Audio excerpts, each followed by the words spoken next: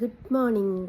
രാവിലെ എഴുന്നേറ്റ് നമ്മുടെ യൂട്യൂബിൻ്റെ ഡീറ്റെയിലൊക്കെ നോക്കുന്ന സമയത്ത് നമ്മുടെ തേറിത്താത്തൻ്റെ ഒരു തംബ്ലൈന് കണ്ടു. കേൾക്കാൻ ഞാൻ പോയിട്ടില്ല.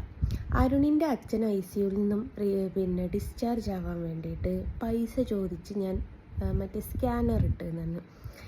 എടി തെറിത്തള്ളേ, നിൻ്റെ കാമലിയിൽ ആടുന്ന നിൻ്റെ മൂത്ത മോനുണ്ടല്ലോ, നാളെ വീഡിയോ പുറത്തിറങ്ങിയേ, ഓൻ്റെ അണ്ടാവ് നിറയ്ക്കാൻ വേണ്ടിയിട്ട് നീ ഒരുപാട് സ്കാനർ ഇട്ടിട്ടുണ്ടായിരുന്നല്ലോ.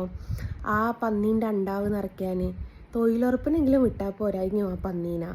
അത് ചെയ്യാതെ നീ സ്കാനർ ഇട്ട് അണ്ടാവ് നിറയ്ക്കാൻ എന്തെങ്കിലും പൈസ തരണമെന്ന് പറഞ്ഞത് ഓണൊന്നും അല്ല തെറിത്തള്ളേ ഞാൻ ഈ വീഡിയോ പോസ്റ്റ് ചെയ്തത്. പിന്നെ അരുണിൻ്റെ അച്ഛൻ ഡിസ്ചാർജ് ആയി വന്നിട്ട് ഏകദേശം ഒരു 4-5 ദിവസത്തിൻ്റെ പുറത്തായി. അരുണിൻ്റെ അച്ഛൻ ICUലാന്ന് പറഞ്ഞപ്പോൾ ഞാൻ ഇട്ട വീഡിയോ ഒന്നും തള്ളച്ചിയെ നീ കണ്ടിട്ടില്ലായിരുന്നോ? എങ്ങനെ കാണാനാ, മോനുമായിട്ട് ലിപ്പടിക്കാനല്ലേ നേരമുള്ളൂ. അപ്പം അങ്ങനെയാണ്.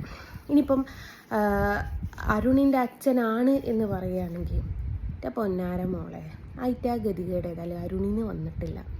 നല്ല അസലായിട്ട് നിൻ്റെ മകൻ്റെ മാതിരിയല്ല. മകനെ ഉണ്ടാവ് നിറയ്ക്കാൻ വേണ്ടിയിട്ട് നീ കിടന്ന് കഷ്ടപ്പെടുന്നത് ഞങ്ങൾ കാണുന്നുണ്ട്. ഇല്ലാത്തതുമായിട്ട് കണ്ടോലെ തെറി വിളിച്ച്, കണ്ടോലെ മക്കളെ തെറി വിളിച്ച്. നീ എന്തായിരുന്നു ഡി പറഞ്ഞത്? എൻ്റെ മക്കൾ 10-15 വയസ്സായ മക്കൾ ശരീരം വിട്ടിട്ടാണ് ജീവിക്കുന്നത്. ആ മക്കളെ പറഞ്ഞതിന് നിനക്കൊരു കുഴപ്പമില്ലല്ലേ മൊണ്ണെ? അപ്പോൾ അരുണൊക്കെ ദിവസം ജോലിക്ക് പോകുന്നതാണ്. ഒരു ഡ്രൈവർ, ഹെവി ഡ്രൈവർ എന്നുള്ള ലൈസൻസ് അവൻ്റെ കയ്യിലുണ്ട്. നിൻ്റെ മൊണ്ണ മോൻ്റെ അടുത്തുണ്ടോ?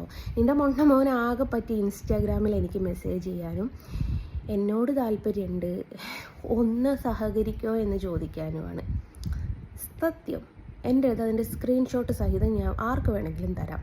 ഞാനത് പുറത്ത് വിടാണ്ടുന്നത് ആ മൊണ്ണൻ്റെ ജീവിതം നശിപ്പിക്കണ്ടല്ലോ എന്ന് കരുതിയിട്ടാണ്.